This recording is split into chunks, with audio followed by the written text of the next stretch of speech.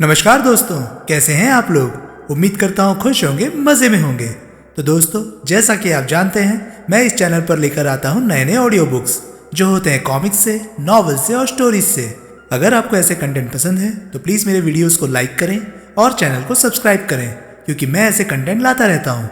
तो चलिए दोस्तों, इसी नोट पर शुरू करते हैं आज की वीडियो। आज की वीडियो में मैं आपको सुनाने वाला हूँ खून के आंसू नॉवल का पार्ट 6। इसके बाकी के 5 पार्ट्स आप ऑलरेडी सुन चुके होंगे, और अगर आपने नहीं सुने तो उनके लिंक्स ऊपर आपको आई बटन से मिल जाएंगे।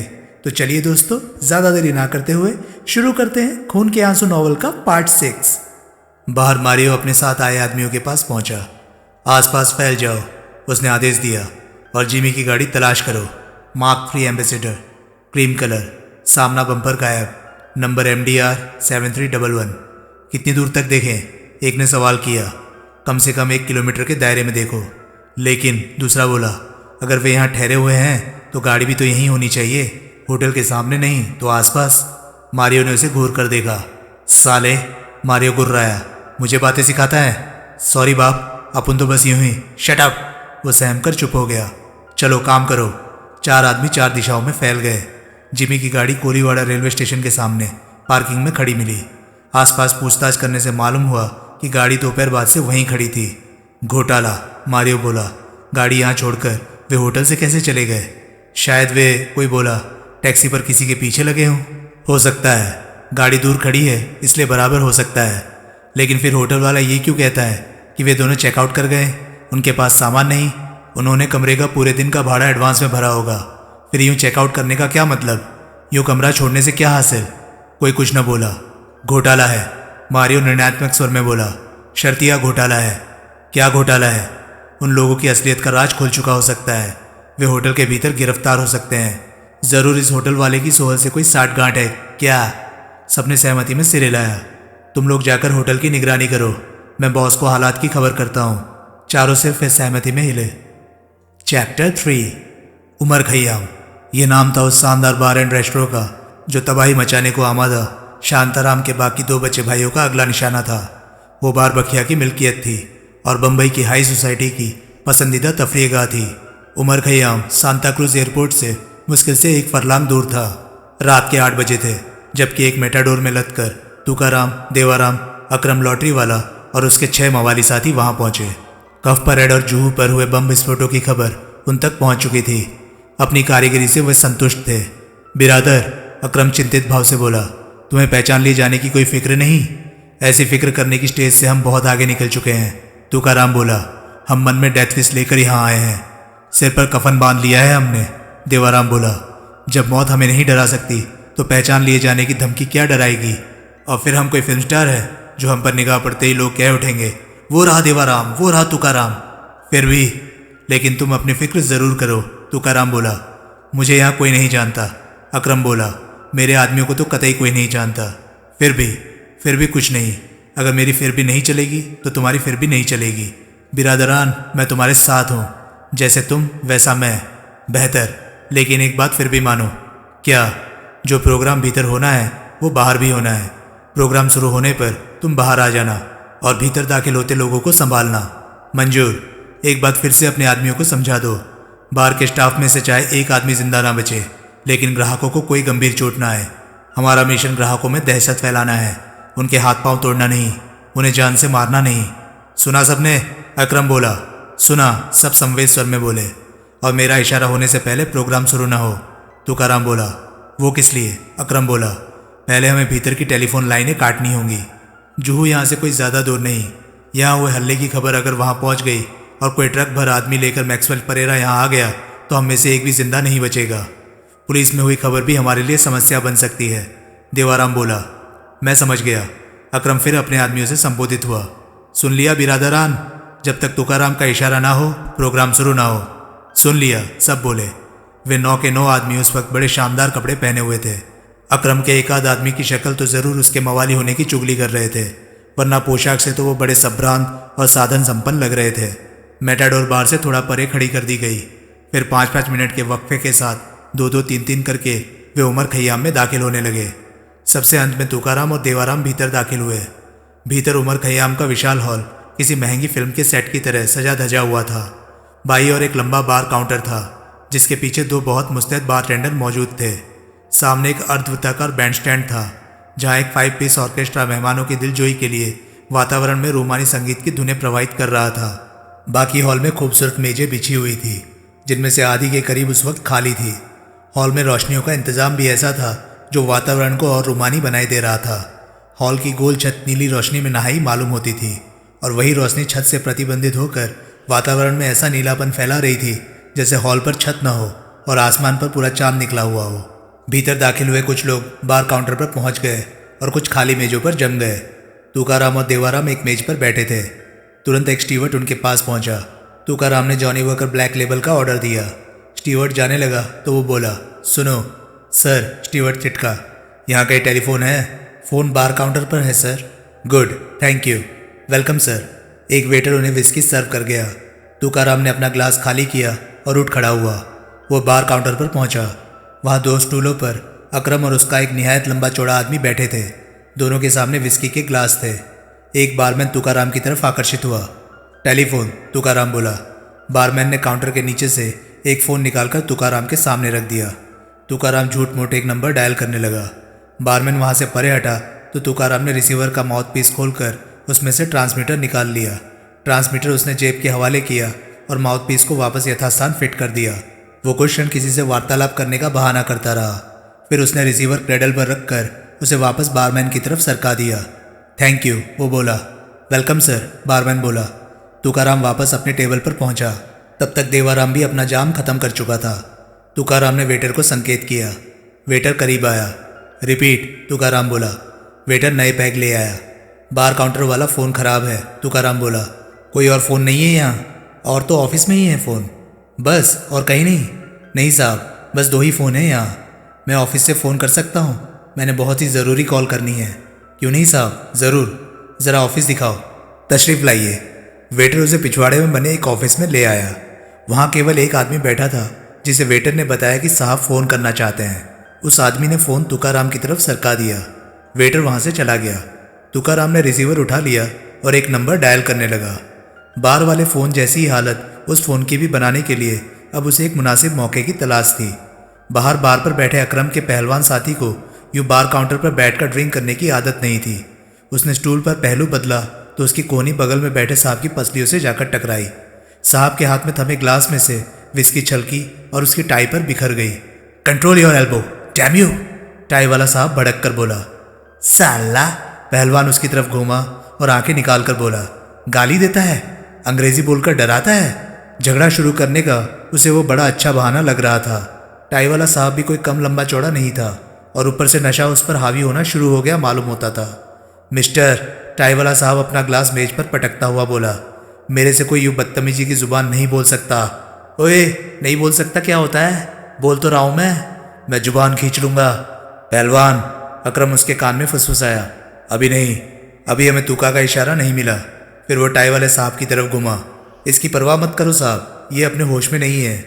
ये बहुत बदतमीज़ आदमी है। बिल्कुल है, तमीज़ नहीं सीख पाया ये ज़िंदगी में। आखिर सर्वगुण संपन्न कौन होता है?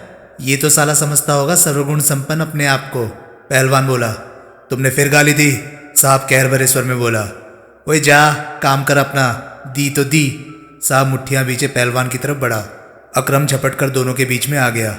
सर, वो अनुनयपूर्ण स्वर में बोला। Don't mind him, he is real drunk.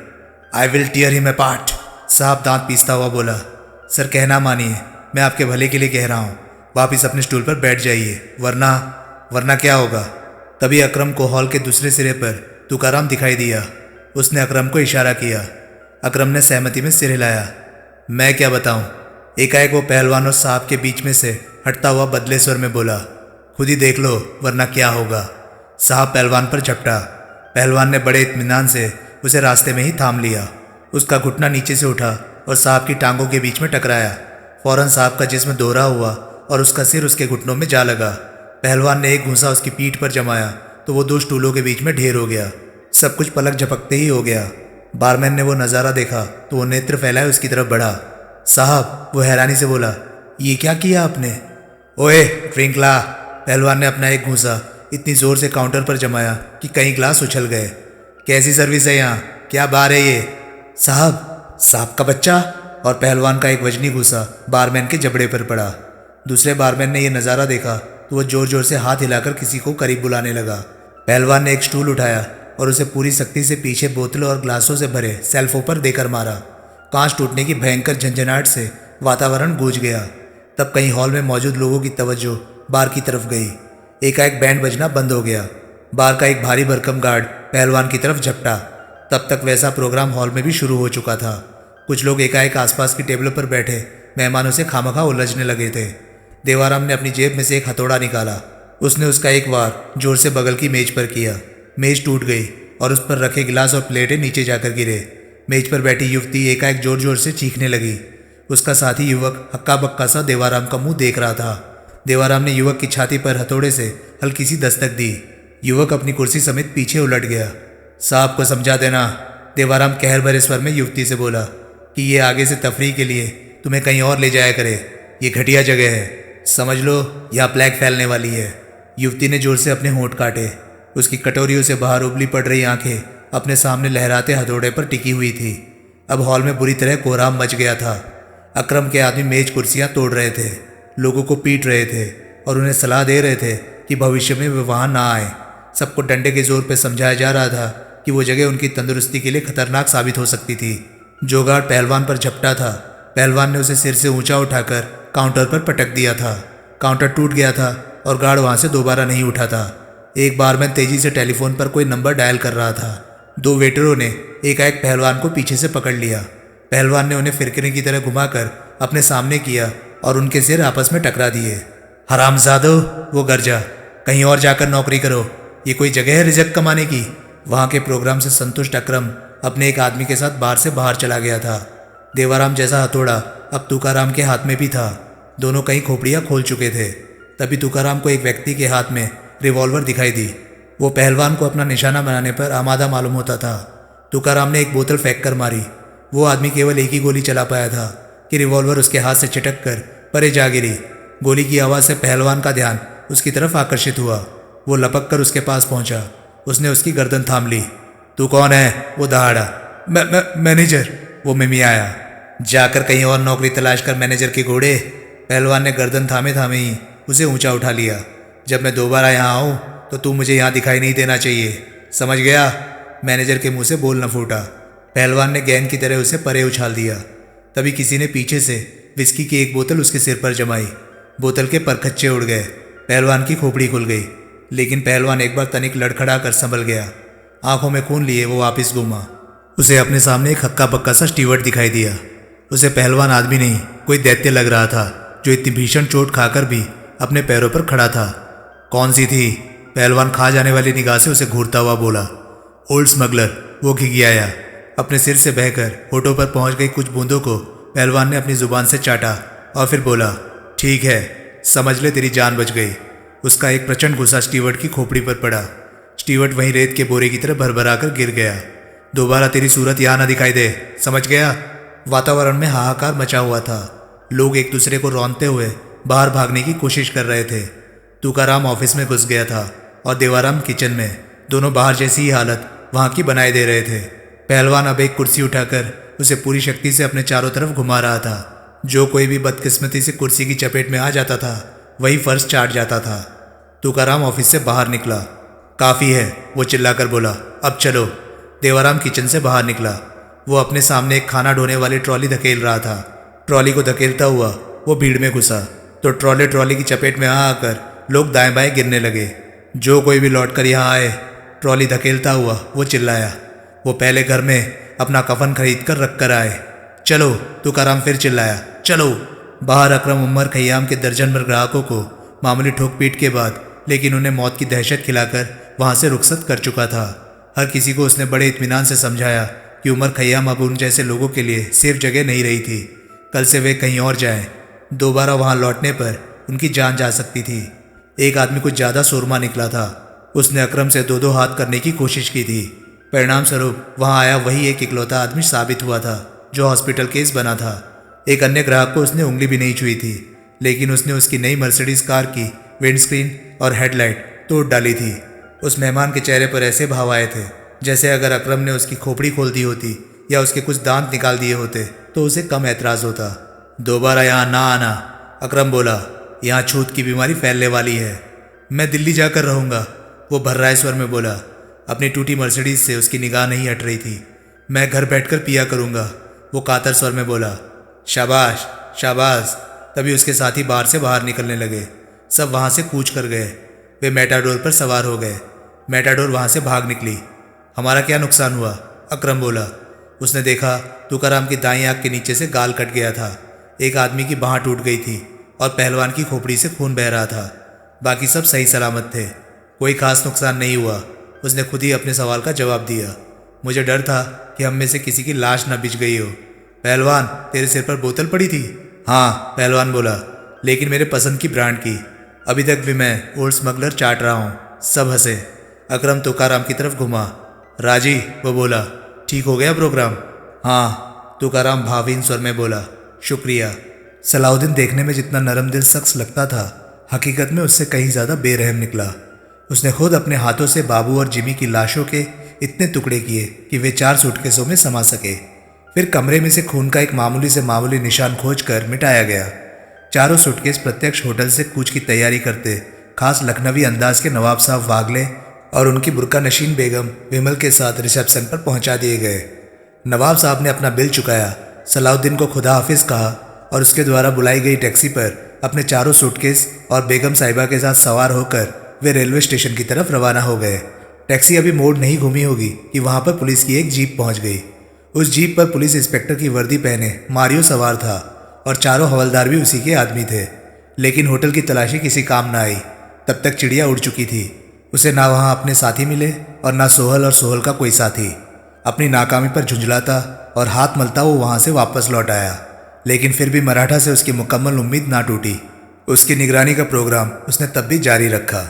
Wardrobe में बंद सुलेमान के बॉडीगार्डों को होश आया तो वे वार्डरोब का दरवाज़ा तोड़कर बाहर निकले। बेडरूम में उन्होंने सुलेमान को मरा पाया। फिर उन्हीं के माध्यम से सुलेमान की मौत की खबर बखिया तक पहुंची। वो सोहल था, एक बॉडीगार्ड बोला। तूने उसे पहचाना? बखिया बोला, जी हाँ। ठीक से? जी हाँ। तूने भी? बखिया ने दूसरे से पूछा। जी हाँ। दफा हो जाओ। दोनों एक दूसरे से उलझते टकराते बखिया के हुजूर से पलायन कर गए। सोहल ने बखिया को बहुत चोटें पहुंचाई है। बखिया इकबाल सिंह की तरफ घूमकर बोला, लेकिन ये एक चोट ऐसी है जिसका बखिया को अफसोस नहीं हो रहा। कसम है बखिया को अपने पुरखों के खून की। ये शख्स ऐसी ही सज़ा का हकदार था, लेकिन बखिया को उसकी बरसों की दोस्ती का वास्ता था, इसलिए ये सज़ा बखिया खुद उसे नहीं दे सकता था। सुलेमान को मारकर एक तरह से सोहल ने बखिया का ही काम किया है। लेकिन इकबाल सिंह गंभीर स्वर में बोला, सोहल की जो मौत की धमकी सुलेमान साहब को थी, उसी धमकी की तलवार शांतिलाल और जोजो के सिर पर भी लटक रही है। उन्हें सावधान कर दो, उनके बॉडीगार्डों को सावधान कर दो और उन्हें समझा दो कि अगर उनकी कोताही से बखिया के इन ओहदेदारों की जान पर आ बनी तो उनके सिर काटकर उनके रिश्तेदारों को भिजवा दिए जाएंगे। तभी मैक्सवेल परेरा दौड़ता हुआ वहां पहुंचा। बॉस, वो बोला, उमर खय्याम के मैनेजर का फ़ोन आया है। क्या कहता है वो? अब उमर खय्याम? बखिया खुद उमर खय्याम पहुंचा। उमर खय्याम का होटल सीव्यू की लॉबी से कहीं ज़्यादा बुरा हाल था। सारा फर्नीचर टूटा था, बार का काउंटर टूटा पड़ा था, बोतलों और ग्लासों समेत शीशे की कोई भी आइटम सलामत नहीं थी। वहाँ का सारा स्टाफ घायल था और उनमें से कईयों की हालत इतनी नाजुक थी कि वे कभी भी दम तोड़ सकते थे। हॉल जैसा ही हाल ऑफिस और किचन का था। बखिया ने मैनेजर को करीब बुलाया। कितने आदमी थे? उसने पूछा। ठीक से कहना मुहाल है साहब, मैनेजर आतंकित स्वर में बोला। कोई 8-10 जनों का काम बताता है तो कोई कहता है कि आदमी 50 से किसी कदर भी कम नहीं थे। कोई पहचानी हुई सूरत? मैनेजर ने इंकार में सिर हिलाया। परेरा, बखिया परेरा से संबोधित हुआ। यस बॉस, परेरा बोला। स्टाफ से खुद पूछताछ करो, शायद कोई हमलावरों में से किसी को पहचानता हो। राइट। पुलिस को खबर की गई? नहीं साहब, मैनेजर बोला, अभी नहीं। मैंने सोचा था कि कर दो, ये छुपने वाला हादसा नहीं। बखिया वहाँ से विदा हो गया। उसके तमाम मातहतों के लिए ये बड़ी हैरानी की बात थी कि बखिया उस बार क्रोध से बिफरा नहीं था। बखिया का वो मूड उन्हें उसके पहले वाले मूड से कहीं ज़्यादा खतरनाक लगा था। उस क्षण काला पहाड़ उन्हें उस ज्वालामुखी जैसा लगा जो ऊपर से शांत था लेकिन जिसके भीतर लावा धधक रहा था। रात 11 बजे अकरम लॉटरी वाले की खोली में विमल की तुकाराम और देवाराम से मुलाकात हुई। तुकाराम ने विमल का अकरम से परिचय करवाया। दोनों ने हाथ मिलाया। फिर विमल तुकाराम की तरफ आकर्षित हुआ। तुम कहाँ थे? वो बोला। मैं दोपहर से तुम्हें तलाश कर रहा हूँ। तुकाराम खामोश रहा। मैं यहाँ के कई चक्कर लगा चुका हूँ। सॉरी, तुकाराम बोला। तुम तो जुहू से सीधे यहाँ आने वाले थे, हमें काम पड़ गया था। लेकिन देवाराम बोला, बीच में एक बार तो हम यहाँ आए थे और अपने दोस्त और उसके कई आदमियों को साथ लेकर गए थे। विमल शुष्क स्वर में बोला, तुम लोग किस फिराक में हो? फिराक? देवाराम ने भवें उठाई। हाँ, मैं कोई बच्चा नहीं हूँ देवाराम, मैंने भी जमाना देखा है। इतने दिनों से मैं तुम्हारे साथ हूँ। तुम्हारा जैसा हिंसक मूड मुझे इस वक्त दिखाई दे रहा है, वो मुझे पहले कभी दिखाई नहीं दिया। साफ बताओ, तुम किस फिराक में हो? हम किसी फिराक में नहीं, इस बार तुकाराम बोला। मेरे से झूठ मत बोलो तुकाराम, मुझे तुम्हारे सिर पर खून सवार दिखाई दे रहा है। ज़रूर तुम बकिया को कोई नुकसान पहुंचाने के फिराक में हो, या शायद, वो एक क्षण ठिठक कर बोला, पहुंचा चुके हो। तुकाराम परे देखने लगा। यूं निगाहें चुराने से क्या फ़ायदा? विमल वितृष्णापूर्ण स्वर में बोला, आज जो कुछ तुम अपनी ज़ुबान पर नहीं लाना चाहते, कल सुबह वो अखबारों में छपा होगा। जो बात छुप नहीं सकती उसे छुपाने। अगर, तुकाराम एकाएक फट पड़ा, हमने कुछ किया है तो इससे तुम्हें क्या फ़र्क पड़ता है? तुकाराम, मैंने बकिया से वादा किया है कि तुम भविष्य में उसके खिलाफ कोई कदम नहीं उठाओगे और इसके बदले में वो भी तुम्हें चैन से रहने देगा। हमें चैन नहीं चाहिए, देवाराम तमक कर बोला। और वादा तुमने हमसे पूछकर नहीं किया था, तुकाराम बोला। लेकिन तुम्हारी भलाई के लिए किया था, विमल बोला। हमें अपनी भलाई भी नहीं चाहिए, देवाराम बोला। वो आदमी, तुकाराम बोला, हमारे 3 भाइयों का हत्यारा है। उसके साथ हमारी कोई अमन शांति मुमकिन नहीं। तुम ये भूल रहे हो, विमल बोला। अगर मैं वक्त रहते वहां ना पहुंच गया होता तो आज स्कोर मुकम्मल हो गया होता, तो बकिया 3 भाइयों का नहीं 5 भाइयों का हत्यारा होता। सोहल, तुकाराम बर्फ से सर्द स्वर में बोला, तूने हमारी जान बचाई, इसका तू हम पर एहसान जताना चाहता है? इस मेहरबानी की तू हमसे कोई फीस, कोई कीमत चाहता है? नहीं नहीं, विमल हड़बड़ाकर बोला, मेरा ये मतलब नहीं था। तो क्या मतलब था तुम्हारा? मेरा मतलब है, खामखा के खून खराबे से क्या फ़ायदा? कल तक फ़ायदा था, आज फ़ायदा नहीं है। आज ऐसा क्या हो गया है जो तुम्हारा मिजाज बदल गया है? विमल खामोश रहा। इसे वागले बोला, बकिया ने कहा है कि नीलम जिंदा है और इस वक्त पुलिस की हिरासत में है। ओह, तुकाराम व्यंग्यपूर्ण स्वर में बोला, अपनी सहेली की जिंदगी की उम्मीद ने तुम्हें मुलायम बना दिया है, इसलिए एकाएक अब तुम्हें खून खराबे में फ़ायदा नहीं दिखाई दे रहा। ये बात की बात है, विमल बोला। पहले मुझे ये बताओ कि बकिया ने सच कहा था या झूठ? हमें नहीं मालूम बकिया ने तुमसे क्या कहा था। मेरे सवाल को टालो नहीं तुकाराम। नीलम की बाबत हकीकत जितनी बकिया को मालूम है उतनी तुम्हें भी मालूम है। ये खबर मुझे तुमसे मिली थी कि नीलम ने होटल की 8वीं मंजिल से नीचे छलांग लगाकर आत्महत्या कर ली थी। तुकाराम, मैं तुमसे एक सीधा सवाल पूछ रहा हूँ, उसका सीधा और सच्चा जवाब दो मुझे। मैं तुम्हें खुदा का वास्ता देता हूँ, झूठ ना बोलना। नीलम जिंदा है या मर गई? दोनों भाइयों की निगाहें मिली। तुकाराम, मेरे सवाल का जवाब दो। जिंदा है, तुकाराम धीरे से बोला। उसने आत्महत्या नहीं की? नहीं की। वो इस वक्त वाकई पुलिस की हिरासत में है? हाँ, धनकरतार। लेकिन अगर वो जिंदा है और सही सलामत पुलिस की हिरासत में मौजूद है तो ऐसा भी हमारी वजह से ही हुआ है। हमने उसकी जान बचाई थी। हम ऐसा ना करते तो वो कब की मर खप गई होती। आत्महत्या करने से ज़्यादा जलील मौत मर गई होती। तुमने क्या किया था? हमने पुलिस कमिश्नर को गुमनाम टेलीफोन कॉल लगाई थी और उसे नीलम के बारे में बताया था। पुलिस कमिश्नर खुद होटल सीव्यू पहुंचा था और नीलम को उन वहसी दरिंदों के चुंगल से छुड़ाकर अपने साथ ले गया था। नीलम जिंदा है? विमल मंत्रमुग्ध स्वर में बोला। जिंदा है और सुरक्षित है, यानी कि उसके साथ कोई बदफैली नहीं हुई थी। मैंने खामखा मोहम्मद सुलेमान की जान ली। सुलेमान मर गया? देवाराम बोला। हाँ, गुड न्यूज़, बदफैली उसके साथ सर्दियाँ हुई थी। तुकाराम बोला। आखिर पुलिस कमिश्नर कोई पलक झपकते ही तो वहाँ नहीं पहुँच गया था? तुम्हें कैसे मालूम कि उसके साथ बदफैली हुई थी? हमारा भेदिया कहता है। क्या कहता है? कि सुलेमान, शांतिलाल और जोजो पुलिस कमिश्नर के वहाँ पहुँचने के पहले तुम्हारी सहेली के साथ अपना मुंह काला कर चुके थे। विमल खामोश रहा। परसों रात कुछ क्षण बाद वो देवाराम से संबोधित हुआ। रॉड्रिगेज के बंगले में तुमने इसलिए आनन फानन उसे शूट कर दिया था क्योंकि वो मुझे बताने जा रहा था कि नीलम पुलिस के कब्जे में थी? हाँ, देवाराम बड़े इत्मीनान से बोला। वो तुम्हें नीलम की सलामती के बारे में विश्वास दिला सकता था, जो कि तुम नहीं चाहते थे। दुरुस्त। विमल ने बड़े असहाय भाव से गर्दन हिलाई। बकिया क्या कहता है नीलम के बारे में? तुकाराम बोला। यही कि वो जिंदा है और पुलिस की हिरासत में है। विमल बोला। वो तो हुआ, इस बाबत वो अब करेगा क्या? वो नीलम को छुड़ाएगा और तुम्हारे हवाले कर देगा? हाँ, यूं ही खामखा? नहीं, लिटिल ब्लैक बुक के बदले में। मैंने उसे कहा है कि डायरी उसे इस एक ही शर्त पर वापस मिल सकती है कि वो नीलम को सही सलामत मेरे हवाले कर दे। यानी कि नीलम की जान से डायरी का सौदा तुम कर भी चुके हो। हाँ सरदार, तुकाराम जहर से बुझे स्वर में बोला। ऐसी खुदगर्जी की उम्मीद मुझे कम से कम तेरे से नहीं थी। क्या? विमल यूं बिफरा जैसे उसे माँ बहन की गाली दी गई हो। नीलम सिर्फ तेरी है, लेकिन डायरी पर हमारा भी हक है।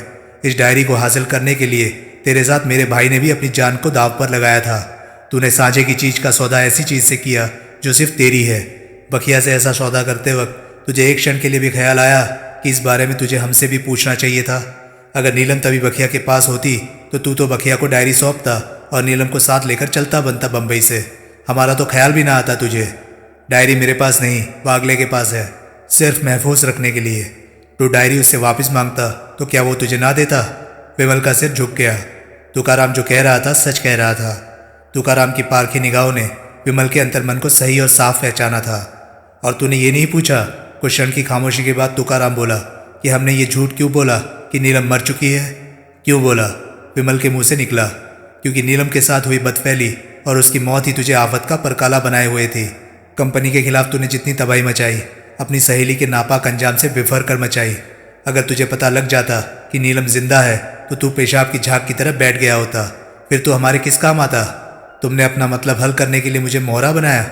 यकीनन बनाया, लेकिन क्या हमने इस हकीकत से तुझे बेखबर रखा? क्या पहली मुलाकात में हम चारों भाइयों ने तुझे साफ साफ नहीं समझाया था कि हम क्यों तेरा साथ देना चाहते थे? अगर तूने हमारा भला किया तो क्या हमने तेरा कोई भला नहीं किया? वागले तुझे होटल से भगाकर ना लाया होता तो तू सीधा जाकर मोहम्मद सुलेमान की बाहों में गिरता। हमने पुलिस कमिश्नर को फ़ोन करके दानाई ना दिखाई होती तो आज नीलम जिंदा ना होती। लिटिल ब्लैक बुक क्या तू अकेला हासिल कर लेता? कंपनी के इतने बड़े ओहदेदारों को तू अकेला मार गिराता? अंधेरी में संध्या के घर वागले ने अगर बस बस कहने का मतलब ये है कि अगर हमें तेरी ज़रूरत थी तो तुझे भी हमारी ज़रूरत थी। एक हाथ ही दूसरे हाथ को धोता है सरदार सुरेंद्र सिंह सोहल साहब। विमल खामोश रहा और देवाराम आवेशपूर्ण स्वर में बोला, तुम्हारी सहेली तो अंत पंत फिर भी जिंदा है, जबकि हमारी इस सांझी लड़ाई में हमारे 2 भाई हलाक हो चुके हैं। तुम्हारी सहेली तुम्हें फिर भी मिल सकती है, हमारे भाई हमें फिर नहीं मिल सकते। तू का देवा, विमल बोला। एकाएक उसकी आंखें डबडबा आई और उसकी आवाज़ भर्रा गई। मैं शर्मिंदा हूँ, मैं दिल से शर्मिंदा हूँ। नीलम की सलामती की खबर ने मुझे बौखला दिया था। मेरी खुदगर्जी ने मुझे अंधा बना दिया था। जो मैं आनन फानन डायरी का सौदा नीलम की जान से कराया। मेरे मेहरबानों, मेरे दोस्तों, मेरे भाइयों, मैं तुम्हारे साथ हूँ। मैं ज़िंदगी की आखिरी सांस तक तुम्हारे साथ हूँ। मौजूदा हालात में नीलम से मिलाप के बाद मेरी बखिया के खिलाफ छिड़ी इस जंग को ख़त्म हो गया समझ लेना वाकई मेरी खुदगर्जी, यार मारी और एहसान फरामोशी की ऐसी मिसाल होती जिसके लिए मेरा वाहिगुरु मुझे कभी माफ़ न करता। बाबेदी 100 मैनू, नीलम की सलामती की खातिर अगर मैं तुम लोगों से दगा करूं, दगा करने का ख्याल भी करूं, तो ज़िंदगी में दोबारा कभी मुझे हरमंदिर साहब की देरी पर मत्था टेकना नसीब न हो। विमल की आंखों से झरझर आंसू बहने लगे। दोनों भाइयों की भी आंखें नम हुए बिना न रह सकी। उन्होंने विमल के आंसू पूछे और उसे सांत्वना दी। आंसुओं के पवित्र जल में दिलों का सारा मैल धुलकर बह गया। चुप हो जा सरदार, देवाराम बोला। याद कर, जोशी की बीवी के फ्लैट से निकलते वक्त मैंने तुझे क्या कहा था? क्या कहा था? विमल रूंधे स्वर में बोला। मैंने कहा था कि मैं, देवाराम ने अपने एक अंगूठे से अपनी छाती ठोकी, मैं तुझे नीलम से मिलवाऊंगा। हाँ कहा था। ये भी याद होगा कि सुवेगा के जैकब सर्कल वाले ऑफिस से निकलते समय मैंने कहा था कि मैं तुम्हारा फ़ैन बन चुका हूँ और इसी वजह से मैं तुम्हारे किसी काम आकर दिखाऊंगा। अपने भाइयों से ज़्यादा काम आकर दिखाऊंगा, तुम्हारी उम्मीद से ज़्यादा काम आकर दिखाऊंगा। ये बात कहते समय मेरे मन में यही था कि मैं तुम्हें नीलम से मिलवाऊंगा। इस काम को अंजाम देने के लिए चाहे मुझे अपनी जान ही क्यों न देनी पड़ती। विमल ने देवाराम को खींचकर गले लगा लिया। फिर आधी रात के बाद तक भविष्य से संबंधित मंत्रणाएं होती रही। अगले रोज लगभग हर स्थानीय समाचार पत्र में नीलम की गिरफ्तारी का समाचार प्रकाशित हुआ। अधिकतर अखबारों ने यही लिखा कि नीलम के प्रसिद्ध इश्तेहारी मुजरिम सरदार सुरेंद्र सिंह सोहल से संबंध बताए जाते थे, लेकिन एक अखबार ने तो उसे साफ साफ सोहल की सहचरी की संज्ञा दे दी। उस अखबार ने पता नहीं कैसे नीलम की एक तस्वीर मुहैया कर ली और उसे विमल के हर अखबार में उपलब्ध स्टॉक शॉट के साथ छापा।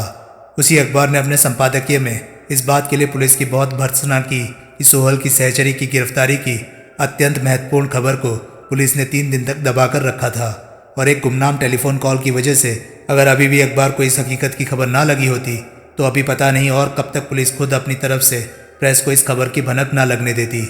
इसे भी बड़ी अफसोस की बात और पुलिस कमिश्नर की धांधली बताया गया कि उसने किसी भी प्रेस रिपोर्टर को नीलम से मिलने का मौका देने से साफ इनकार कर दिया था। उसी संदर्भ में बखिया द्वारा पुलिस हेडक्वार्टर भेजे गए वकील का भी हवाला दिया गया, जिसे कि पुलिस हेडक्वार्टर पर गैरकानूनी तौर से गिरफ्तार करके रखे गए अपने क्लाइंट से मिलने तक नहीं दिया गया था। उस रोज का अखबार विमल ने भी पढ़ा। उसे पढ़ने के बाद ही उसे मुकम्मल तौर पर विश्वास हुआ कि बखिया या शांताराम के भाई झूठ नहीं बोल रहे थे। नीलम वाकई जिंदा और सही सलामत थी। तेरा अंत न जाना मेरे साहेब, वो धीरे से बोला। मैं अंदुले की आंखें चुराई। उस रोज पूरे 3 दिन बाद पहली बार विमल के हलकों से रोटी का निवाला उतरा। तो दोस्तों, ये था खून के आंसू नॉवल का छठा पार्ट। ये पार्ट आपको कैसा लगा प्लीज़ अपनी राय कमेंट सेक्शन में मुझे ज़रूर बताएं। और हाँ, अगर आपको मेरे वीडियोस पसंद आ रहे हैं तो प्लीज़ उन्हें लाइक कीजिए और चैनल को सब्सक्राइब कीजिए, क्योंकि मैं ऐसे कंटेंट लाता रहता हूँ।